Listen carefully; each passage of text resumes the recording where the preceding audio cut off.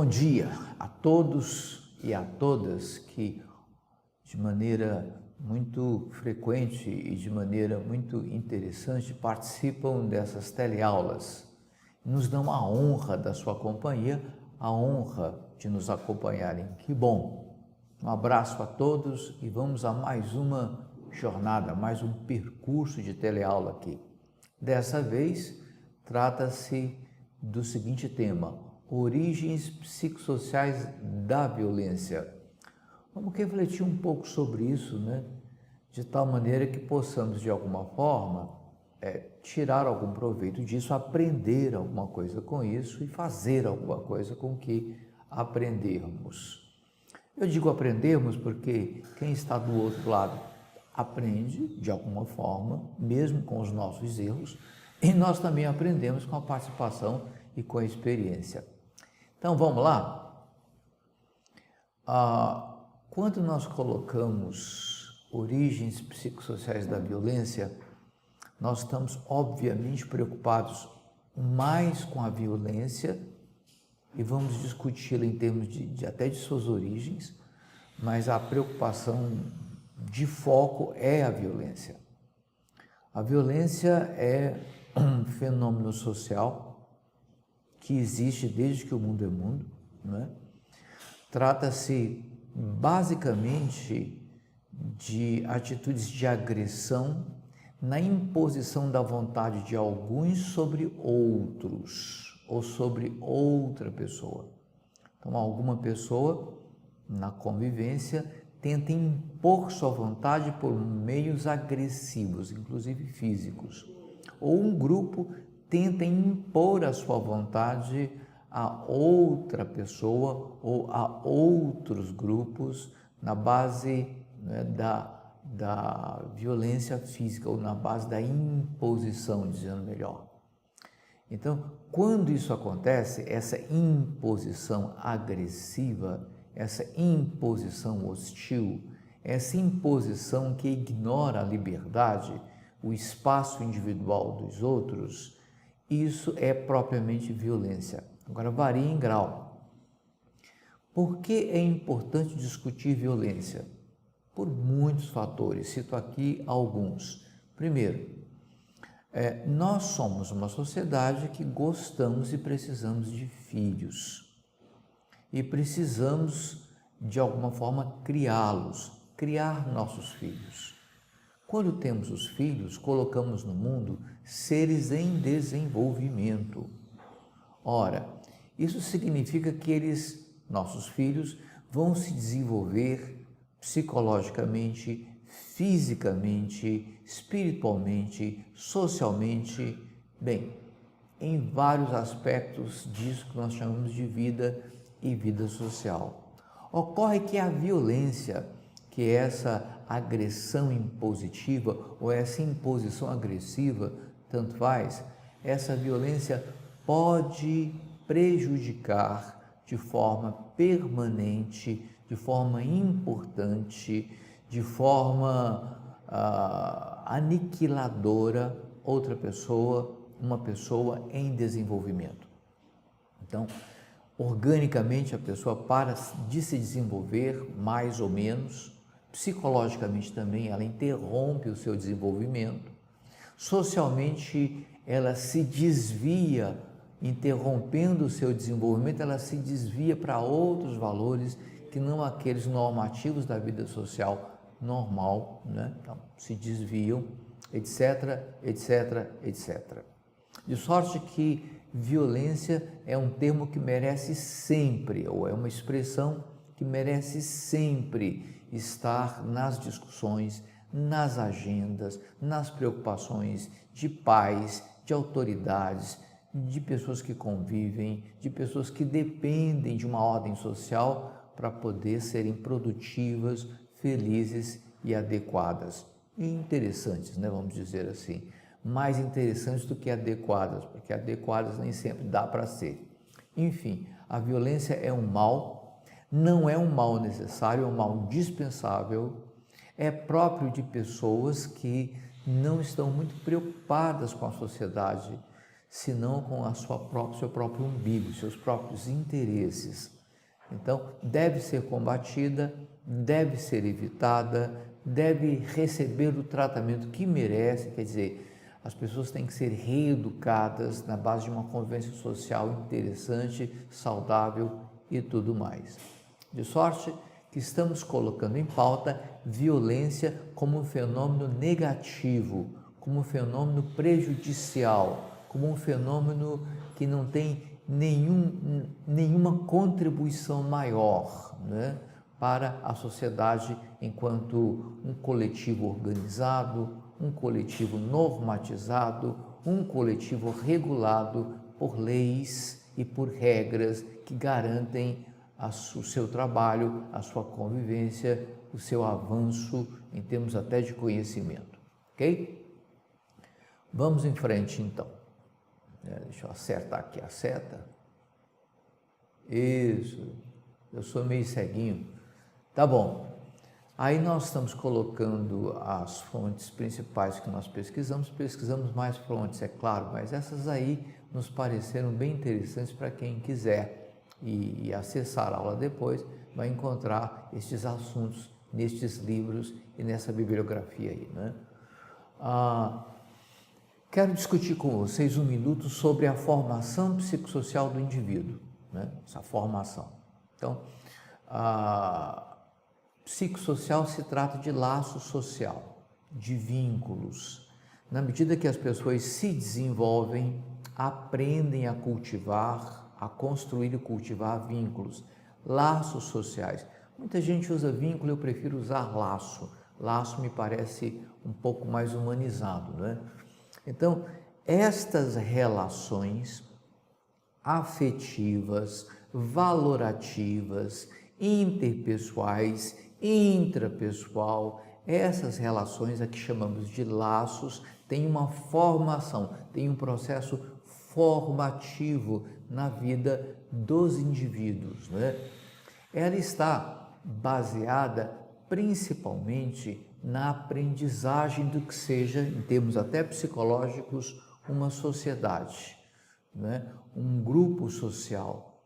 E o objetivo de quem aprende é tornar-se um societário, alguém que se desenvolve nesse mundo e não se torna um societário, não se torna alguém que pode conviver, pode trabalhar, pode estabelecer laços, é alguém que não está muito legal não vai ficar muito legal, não vai ficar muito feliz, não vai ficar muito bem, vai ficar muito incompleto, dizendo por metáfora, quer dizer, vai ser um desastre, vamos dizendo melhor, vai ser um desastre. Então, bem ou mal, né, razoavelmente interessante, uma pessoa pode desenvolver-se para se tornar um societário, alguém que faz parte de um coletivo, de um grupo social, e nesse grupo possa conviver, estabelecer laços sociais, aprender, trabalhar, produzir, etc, etc, etc.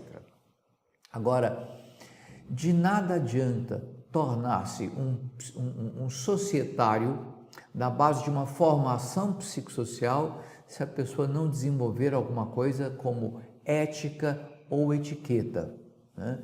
Etiqueta como o conjunto de regras que respeita o espaço dos outros e a ética como a prática de valores e princípios que orientam o bem viver. Então, na medida que nós nos tornamos societários, não é simplesmente para sermos societários, é para também adquirirmos no nível psíquico valores de ética e de etiquetas que possam nos tornar agradáveis na convivência, construtivos na convivência e interessantes para a convivência, né? Já viram falar de gente antipática, gente desrespeitosa, gente que é bicho do mato, gente que não tem valores que possam significar coisas interessantes na convivência social? O filme ganhador do Oscar deste ano, se não me engano, né, é um filme que diz respeito a um livro, Green Book.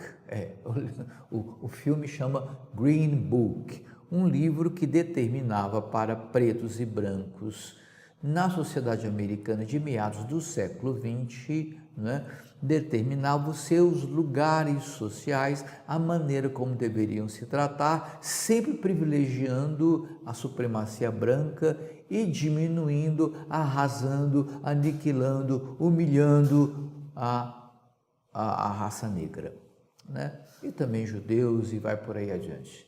De sorte que eram pessoas socialmente orientadas, eram americanos societários dentro do conjunto que eles queriam formar, mas também, ou inclusive, ou acima de tudo, não tinham nenhuma ética, não tinham nenhum princípio moral, estético, ético, de etiqueta até, para com o diferente, o negro. Então, societário para quê? Então, quando nós dizemos formação psicossocial, nós queremos dizer a formação de um societário eticamente orientado em termos, inclusive, de etiqueta que diz respeito ao espaço dos outros. Mas, Miguel, que negócio é esse de etiqueta? São aquelas palavrinhas mágicas, bom dia, boa tarde, como vai, como está, posso ajudar, como vai você e a família, estamos aqui. Essas coisinhas simpáticas que tornam a convivência educada e interessante, né? No final do parágrafo há uma indicação de que a psicologia social se limita a estudar a psique do indivíduo quando ele se apresenta como parte de um grupo. Então, essa é um pré-requisito. Só para dizer aí o que está escrito, né? Vamos adiante. Veja que estamos falando de violência, priorizando a violência. Então, no espaço social, o societário, eticamente orientado, tem que se preocupar com violências, porque a violência é uma ruptura no espaço social dos laços da ética, dos princípios, dos valores, uma ruptura onde uma pessoa ou um grupo de pessoas resolve fazer o que bem entende na base de hostilidade, de agressividade, de imposição, de desmando, de autoritarismo extremo, com o direito de vida e de morte sobre outros.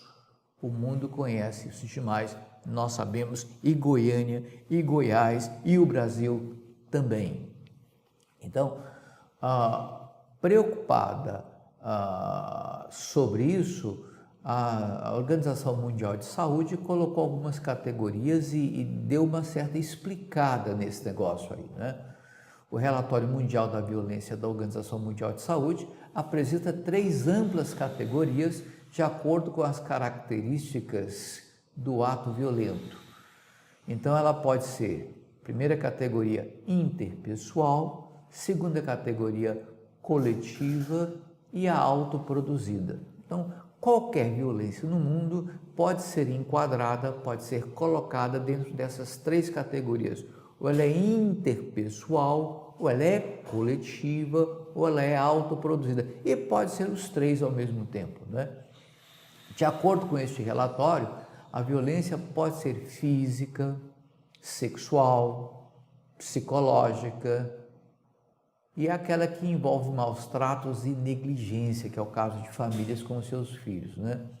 Nos preocupa muito hoje principalmente duas, né? A física, né, que está muito, pessoas sendo assassinadas, sendo mortas todo dia, um número absurdo no Brasil.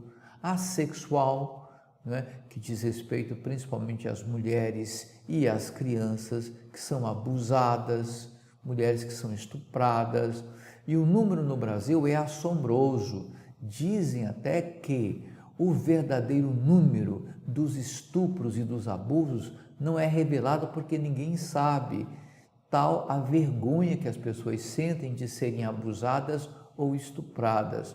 De uma coisa eu tenho certeza, depois da violência sexual, a pessoa, quer seja criança, quer seja mulher, quer seja quem for, nunca mais será a mesma. Haverá sempre alguma coisa ruim dentro dela, uma lembrança ruim, alguma coisa muito intensa e muito, vamos dizer assim, além da conta, passou da conta no campo sexual. Isso além da conta nós chamamos de trauma. Trauma é uma coisa que é intensa demais e não pode ser assimilada ou racionalizada ou transformada em alguma coisa que a mente possa aproveitar ou possa transformar ou possa de alguma forma esquecer, né? É muito forte, é muito intenso e é muito mal para ser esquecido, né?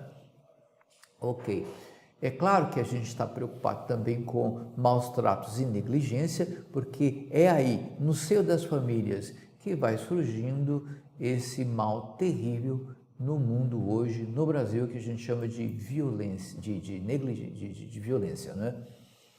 Agora, pesquisadores vêm descobrindo e vêm colocando em pauta um tipo de violência que nós não, até pouco tempo, nós não conversávamos sobre, que é a violência silenciosa.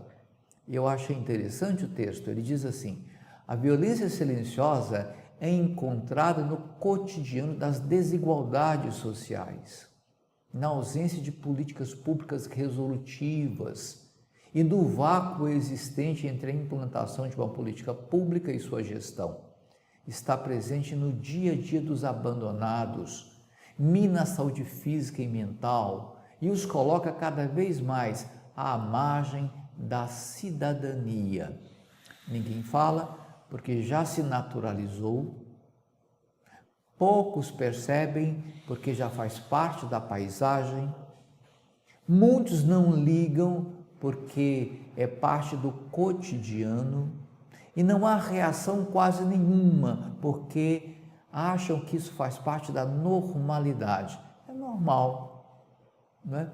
Perguntei a um jovem espancado, foi acudido, foi tratado legal, tomou, né, medicamento, né, passou pelo posto e tudo mais. E eu perguntei para ele: o que você acha disso? Ele olhou nos meus olhos e disse assim: normal. Então, me pareceu que no lugar onde ele mora, ser espancado é normal, faz parte do cotidiano, faz parte da normalidade, faz parte da paisagem. Ele é apenas mais um e teve sorte de sair vivo do espancamento. É claro que havia envolvimento com o tráfico de drogas no pedaço e é por isso que ele disse normal, né? Essa violência silenciosa que vem das desigualdades sociais, que vem da ausência de políticas públicas resolutivas, né? Que advém no vácuo existente entre a implantação de uma política boa, de gestão boa, né, e o bem-estar do cidadão. Essa violência silenciosa deve ocupar nossas agendas, deve ocupar nossa preocupação. Não é porque não é falada que não exista, não é porque faça parte da paisagem que não desfigure o convívio social. Não é porque não há queixa sobre que as pessoas não a sofram de maneira profunda na alma, deformando a sua ideia, o seu conceito, a sua percepção de si como gente, como pessoa, como alguém que merece respeito, dignidade. Então, na medida que é silenciosa, não significa que silenciosamente os seus males e prejuízos não aconteçam. Agora, no final da história, o que nós temos é a pessoa que sofre violência, mesmo a silenciosa, e principalmente a silenciosa, estão sublinhando muito isso agora, né? Estão à margem da cidadania, caladinhas, mas à margem da cidadania, sem reclamar, mas à margem da cidadania, o que é uma tristeza imensa para nós como pessoas ligadas ao Estado, como profissionais de saúde, como pessoas ligadas ao bem-estar, ou que trabalham para o bem-estar dos outros.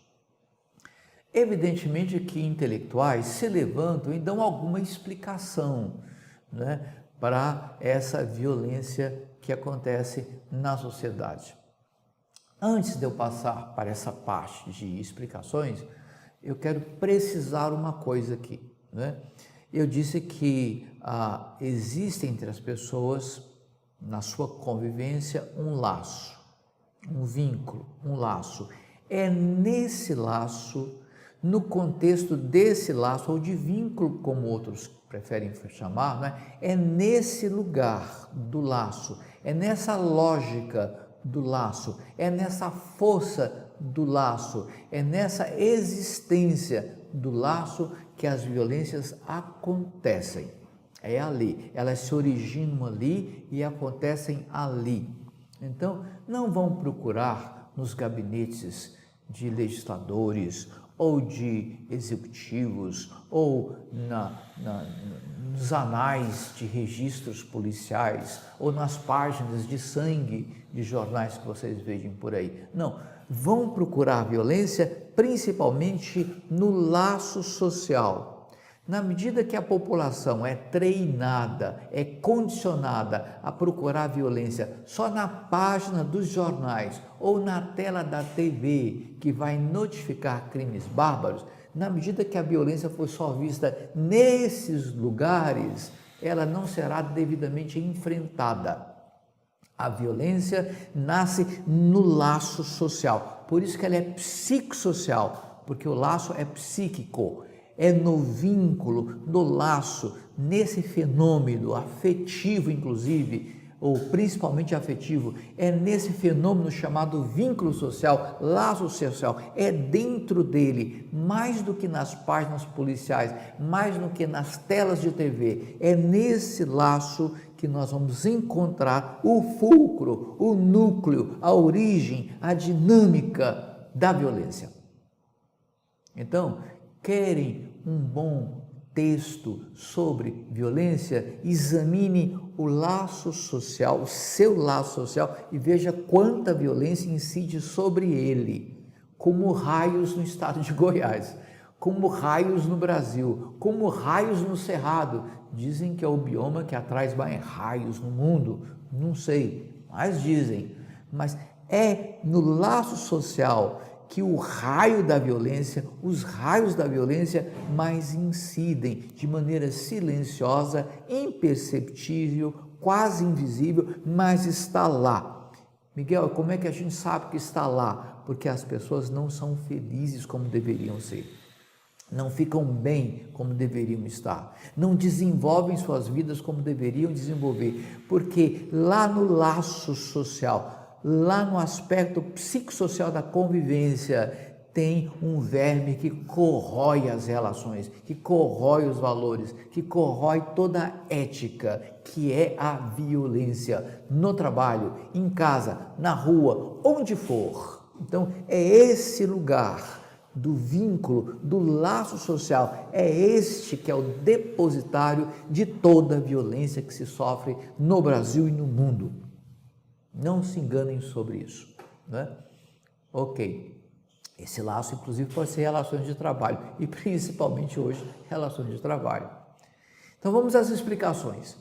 Para Bauman, estes abandonados, que ele também chama de desfiliados, estão fora do mundo da ordem e da pureza.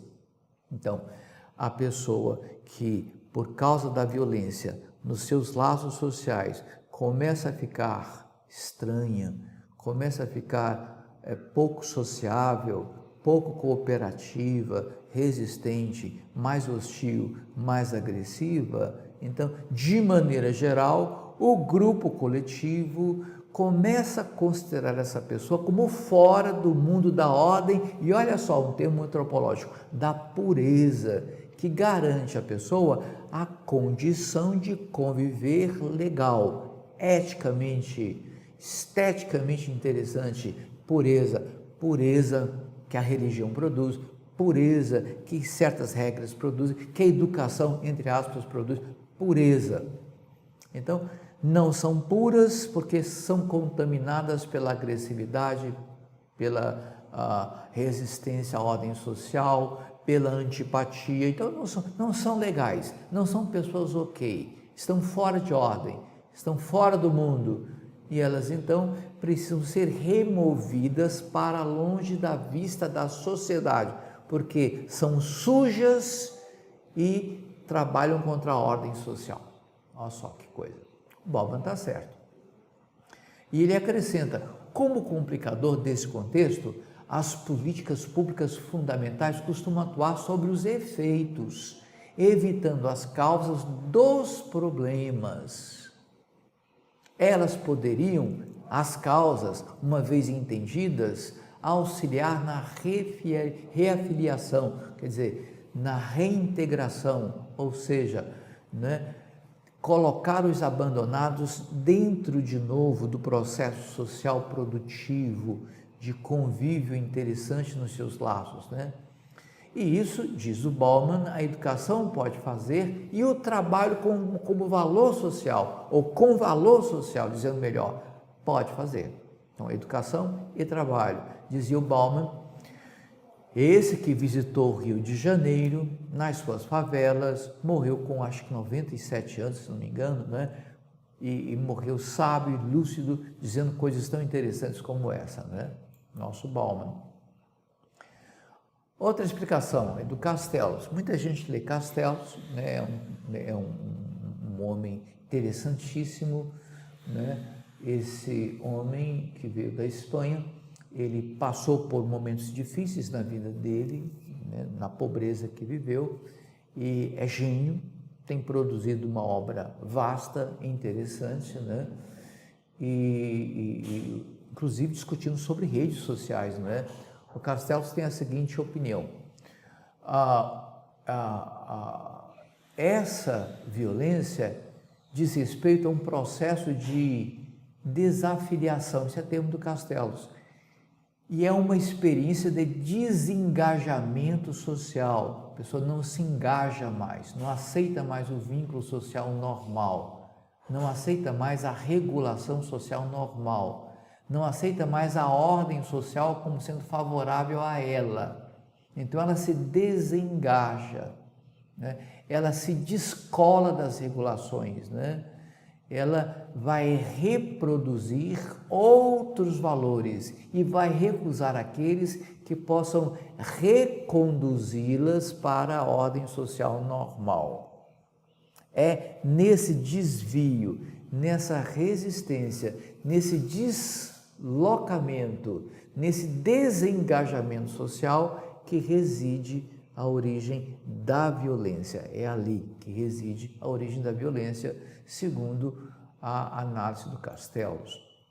Tem outra ainda, o Erik Erikson, no seu livro Identidade, Juventude e Crise, ele coloca, ele viveu bastante, 92 anos, morreu em 94, de 1902, e ele diz algumas coisas interessantes. Por exemplo, de acordo com a teoria do Erikson sobre a violência, o desenvolvimento psicológico do indivíduo depende da interação que mantém com outras pessoas no ambiente social.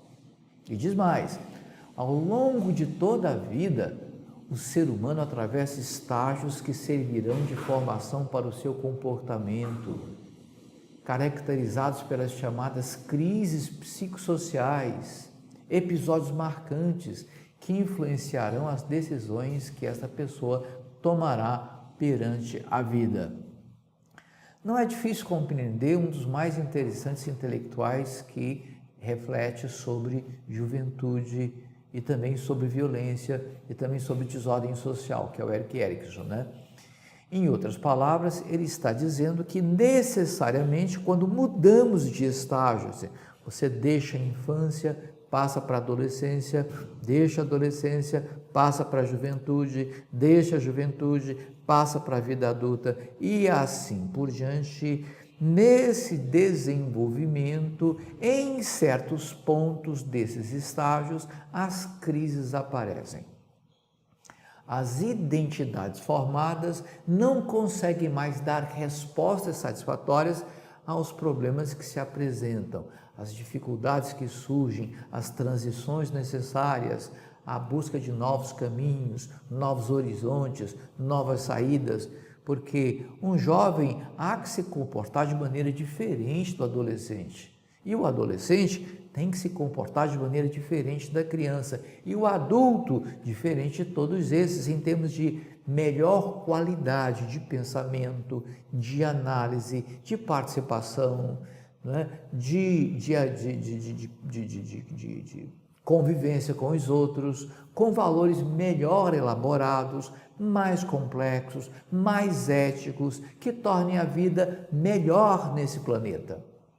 Agora, diz o Erickson, se as pessoas vivendo essas crises não têm referenciais interessantes, não têm, né, caminhos legais, não têm apoio suficiente, não têm educação e aprendizagem suficientes para viver as transições dos estágios tranquilamente e de maneira proveitosa, podem haver desvios que vão conduzir a um outro tipo de comportamento refratário, agressivo, contrário, resistente, antissocial, etc, etc, etc.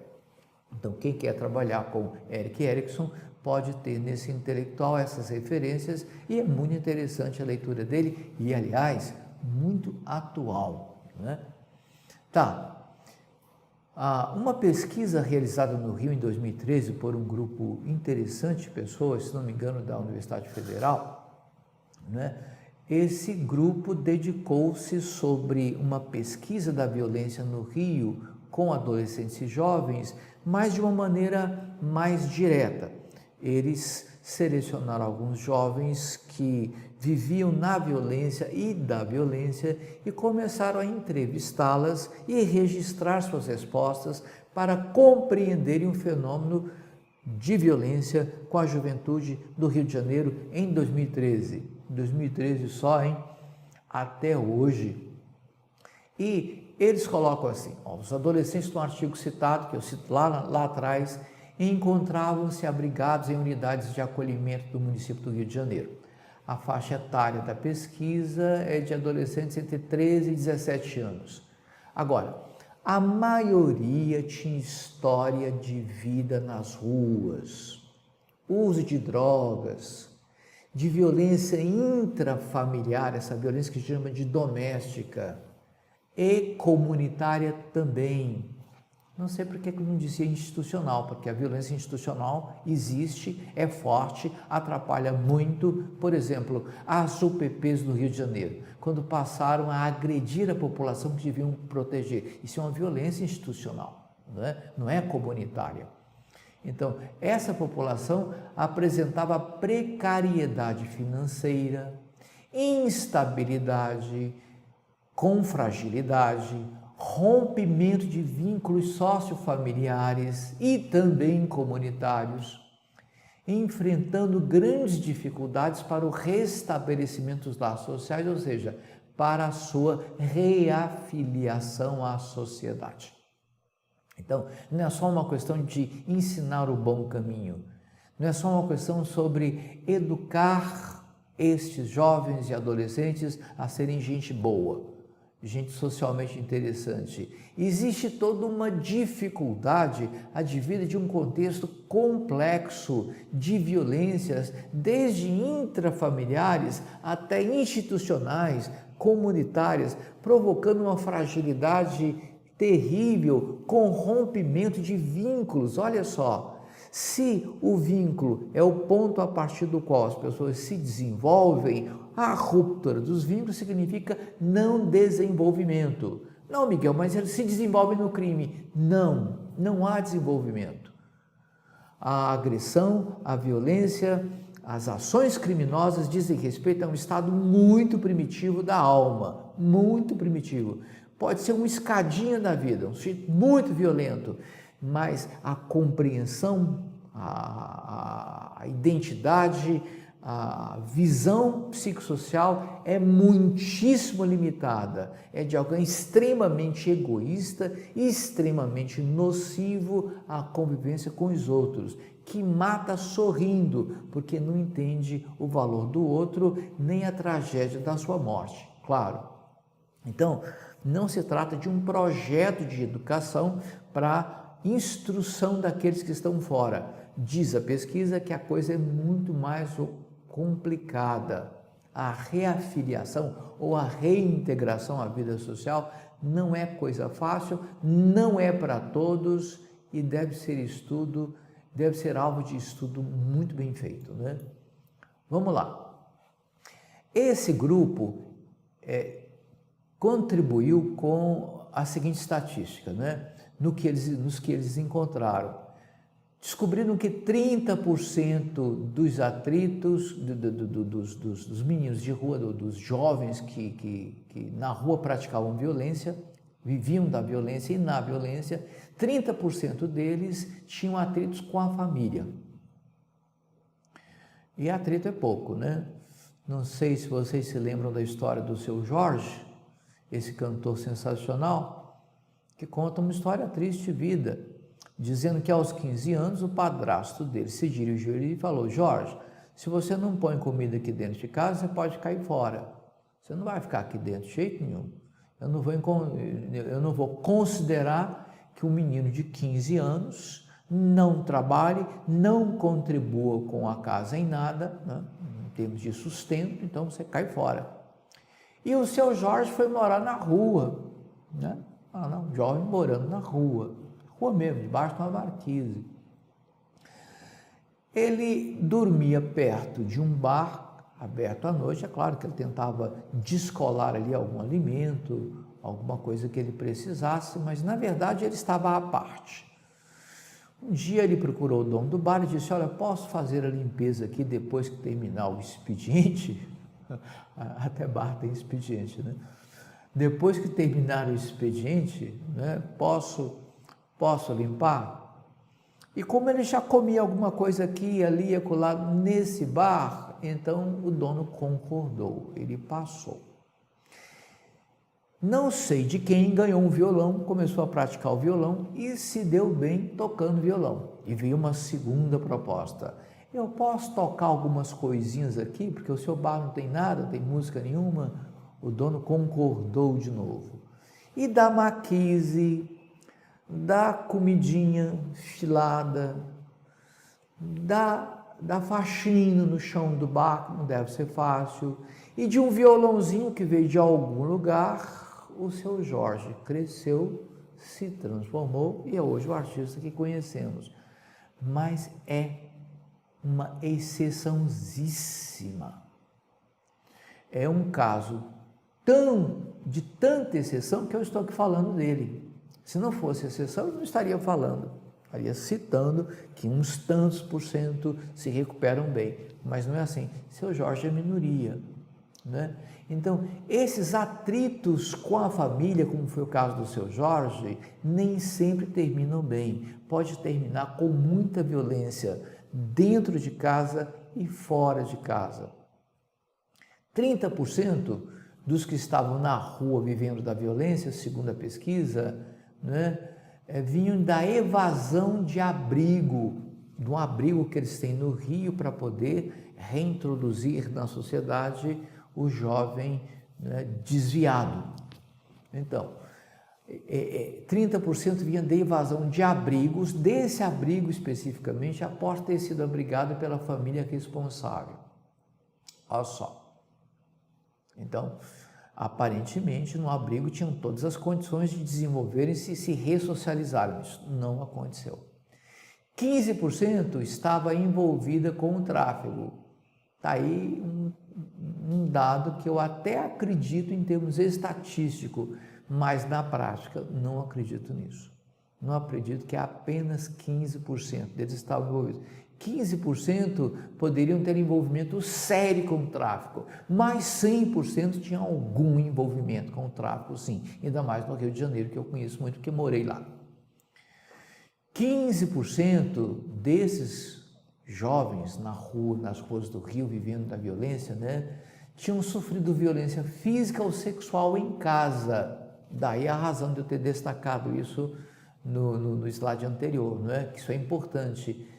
Essa violência física ou sexual em casa é uma coisa tão traumática, tão intensa, tão tremenda, tão fora da conta, tão fora do eixo, que pode desorganizar uma vida seriamente e para sempre. 5% usavam drogas e 5% não quiseram papo com ninguém. Tá aí.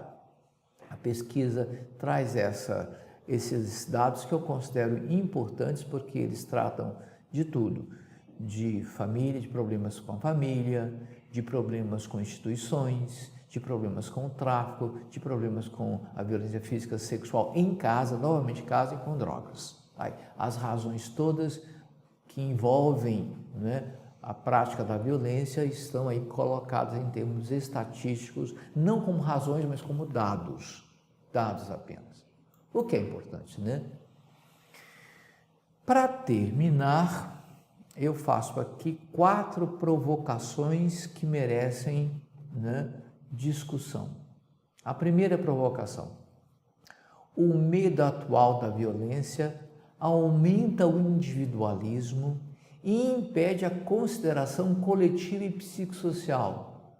Estou dizendo, hoje a violência, o individualismo é tão grande, tão exacerbado, que as pessoas não se interessam por considerar comunidades nem suas lógicas psicossociais. E isso, uma das causas desse isolamento, desse excessivo individualismo, é o medo. Então, é minha provocação.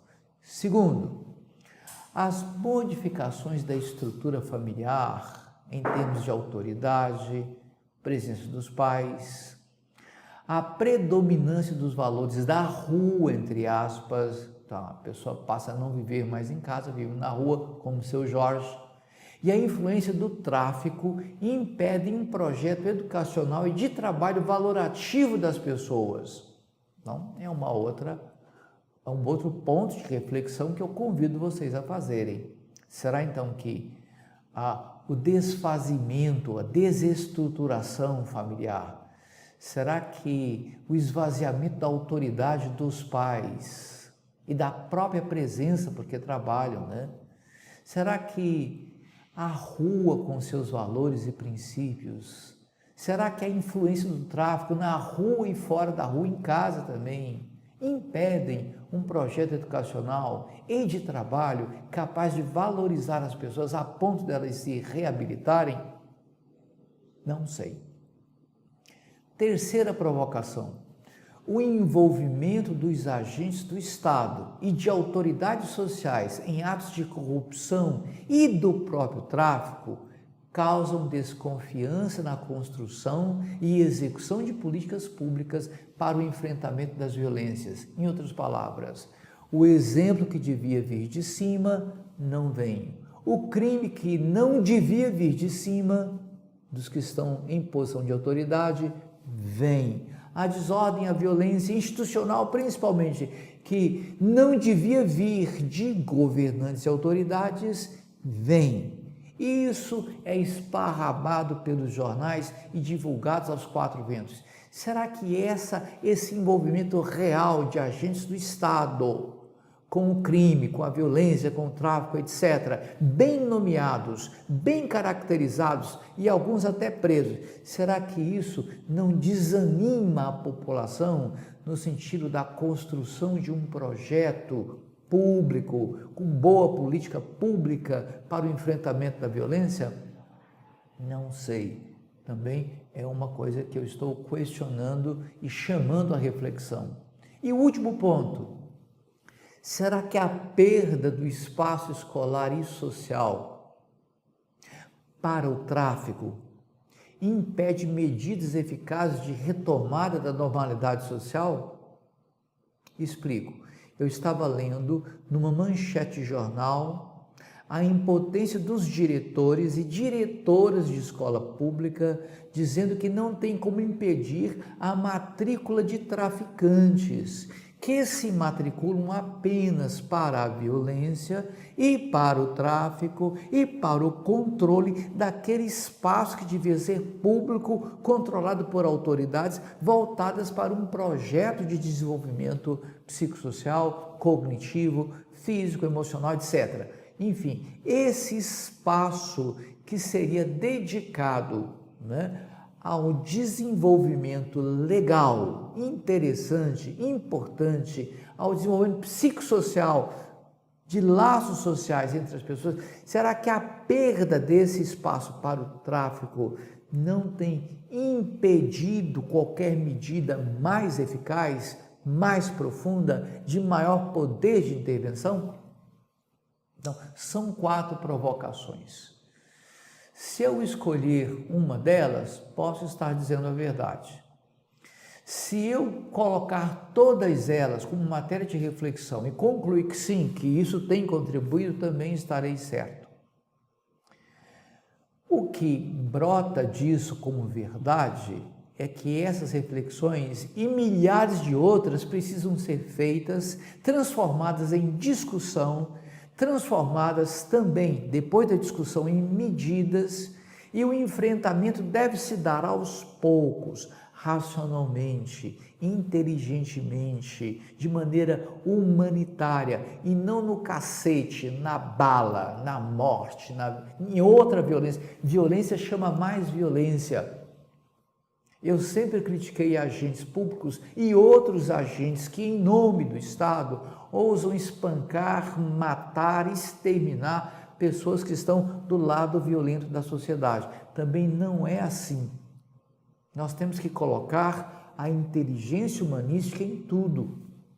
Se a origem da violência é psicossocial, e se o psicossocial diz respeito a laços e vínculos, é nos laços e nos vínculos, e em tudo que constitui estes laços e vínculos, que a intervenção deve ser feita, e isso de maneira humanística, isso de maneira inteligente, isso de maneira pensada. A academia pode ter um papel importante sobre isso, mas muito mais que a academia, muito mais que os órgãos legislativos e executivos, a sociedade, a partir da família, pode e deve fazer isso. Agora, tem que ter apoio, tem que ter acompanhamento, tem que ter forças, tem que ter recursos, tem que ter meios para isso. Agora, como diz o Bauman lá atrás, porque são criminosos, porque são impuros, porque não obedecem à ordem social, devem ser tirados da visão social, se tornarem invisíveis para a sociedade e nem se pensar, nem se falar neles, aí é que não está certo mesmo. O Bauman nem acerta na mosca. Mas é muito ansiogênico esse assunto, Miguel. Discutir sobre isso é de uma inutilidade tremenda. Não sei. Sou formado e me orgulho disso em academias que sempre me ensinaram que a discussão de assuntos complexos devem ser feitos com coragem, com ousadia, à luz do saber estabelecido e buscando outros saberes que busquem uma evolução de um quadro ruim socialmente falando.